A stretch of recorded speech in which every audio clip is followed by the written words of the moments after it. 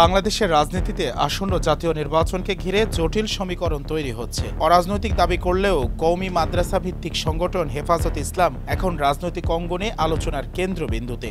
বিশেষ করে বিএনপি, যারা সাম্প্রতিক সময়ে হেফাজতের শীর্ষ নেতৃত্বের সঙ্গে ঘনিষ্ঠতা বাড়াতে দৃশ্যমান তৎপরতা চালাচ্ছে। হেফাজতের আমির মহিবুল্লাহ বাবুনগরী সম্প্রতি একাধিকবার জামাতে ইসলামকে নিয়ে সমালোচনা করেছেন। তিনি বলেছেন, জামাত সহি ইসলামী দল নয় এবং মওদুদির ইসলাম গ্রহণযোগ্য নয়। এই বক্তব্যে স্পষ্ট হয়েছে যে হেফাজতের শীর্ষ নেতৃত্ব জামাতের সঙ্গে নির্বাচনী সমঝোতার বিপক্ষে। এর ফলে বিএনপির জন্য নতুন রাজনৈতিক সুযোগ তৈরি হয়েছে, কারণ ইসলামী ভোট ব্যাংক দ্বারা প্রভাব বিস্তার করতে পারবে। ইতোমধ্যে বিএনপি স্থায়ী কমিটির সদস্য সালাউদ্দিন আহমেদ সহ শীর্ষ নেতারা বাবুনগরীর সঙ্গে বৈঠক করেছেন। যদিও প্রকাশ্যে বিএনপি দাবি করছে তারা শুধু দোয়া চাইতে গেছেন, রাজনৈতিক বিশ্লেষকরা বলছেন এর পেছনে কৌশলগত পরিকল্পনাও রয়েছে বিএনপির। অন্যদিকে জামাতের নেতৃত্বে থাকা কয়েকটি ইসলামী দল অভিন্ন কর্মসূচি নিয়ে মাঠে নেমেছে, কিন্তু হেফাজতের নেতারা প্রকাশ্যে সেই ঐক্যের বিরোধিতা করছেন। এতে ইসলামী দলগুলোর ভেতরে বিভাজন স্পষ্ট হচ্ছে।